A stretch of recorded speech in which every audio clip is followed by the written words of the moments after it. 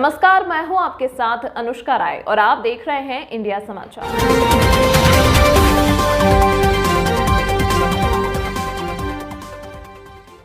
एक ही रात में 3 ग्राम सभा भोरा में हादसा किया। आपको बताते चले कि सुनील पांडे के मकान में रखी हुई एक जोड़ा झाला सोने का, एक जोड़ा मंगलसूत्र सोने का, नकद लगभग 50,000 रुपए आदि की चोरी हुई है। वहीं लक्ष्मीकांत पाठक पुत्र स्वर्गीय राम दुलारी पाठक की 2 से चोरी हुई वस्तु सोने का हार, अंगूठी 3 नग आदि रंजीत पांडे के घर में रखी हुई तहसील मेहंदवाल से सीपीआई के दयाशंकर जी, सीपीएम के दयानंदन जी, डॉक्टर जय राम जी,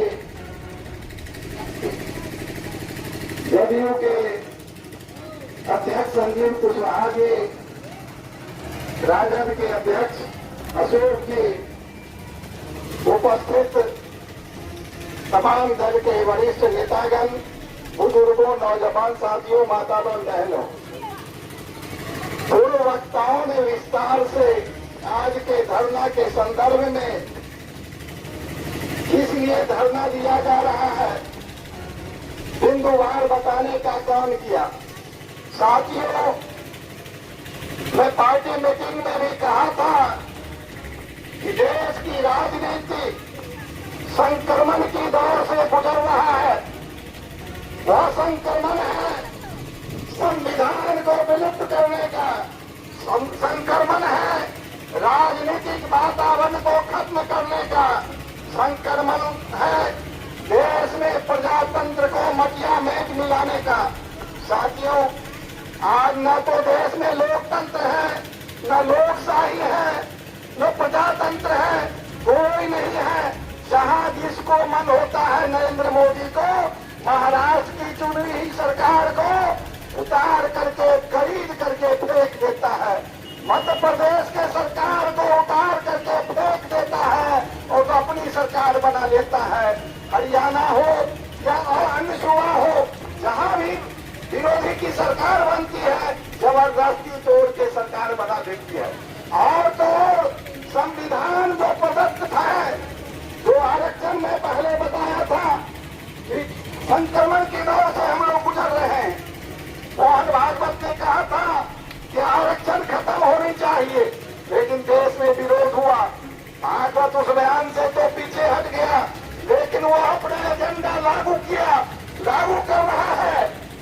देहात में कहावत है, न रहेगी बांस न बजेगी बांसुरी। तमाम संस्थाएं जो भारत सरकार का संस्था है, उसको प्राइवेट में दिया जा रहा है, रेल दिया जा रहा है, सेल दिया जा रहा है, रेल दिया जा रहा है। जितना उपक्रम है भारत सरकार को, सब क्या कहता है, अडानी और अंबानी को ट्रांसफर किया जा रहा है। और प्राइवेट सेक्टर में आरक्षण नहीं है। जब प्राइवेट सेक्टर में आरक्षण नहीं है और सरकारी सेक्टर खत्म किया जा रहा है, तो आरक्षण सोता खत्म होते जा रहा है। इस बात को समझना होगा। आरक्षण खत्म कर दिया गया, 25 से 40% आरक्षण देश में खत्म हो गया। जितनी संस्थाएं बिक गई, जितनी संस्थाएं रह दिया गया, उन तमाम संस्थाओं में आरक्षण खत्म। आपका आरक्षण, आपका बेटा बच्चा उसमें नहीं क्या बहाल होगा। बहाल होगा कौन? वही पूंजीपति के लोग बहाल होंगे, जिसको चाहेगा उसको बहाल करेगा। साथियों, आज इस देश में बेरोजगारी पर बात नहीं हो रही है, महंगाई पर बात नहीं हो रही है।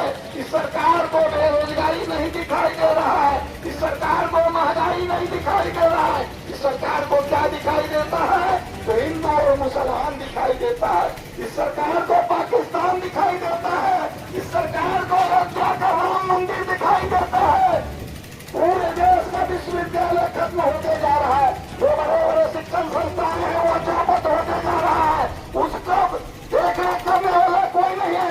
एक भी नया यूनिवर्सिटी खोलने का काम नहीं कर रहा है, एक भी बड़ी शिक्षण संस्थाएं नहीं बन रही है। सारा शिक्षा का समूल रूप से नष्ट किया जा रहा है और लोगों को भड़कला करके राम मंदिर में गांव गांव में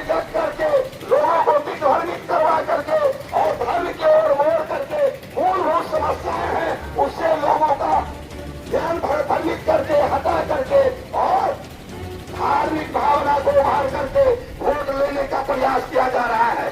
साथियों, आप देखते रहेंगे, अभी समय है पूरे देश में विभिन्न तरह से दंगा फैलाने का काम किया जाएगा। 2024 के पहले प्रयास रहेगा कि भारतीय जनता पार्टी और षड्यंत्रकारी लोगों का कि दंगा फैलाओ और हिंदू मुस्लिम करो और वोट लो। गुजरात मॉडल जो कहता है, गुजरात मॉडल क्या है? नरेंद्र मोदी जब गुजरात का मुख्यमंत्री था, वहाँ हजारों लोगों का कत्लेआम हुआ। वाजपेयी जी प्रधानमंत्री थे, वाजपेयी जी ने प्रधानमंत्री के रूप में कहा था, यहाँ राष्ट्र धर्म नहीं है। जिस तरह का गुजरात में कत्लेआम हुआ है, राष्ट्र धर्म के विपरीत है।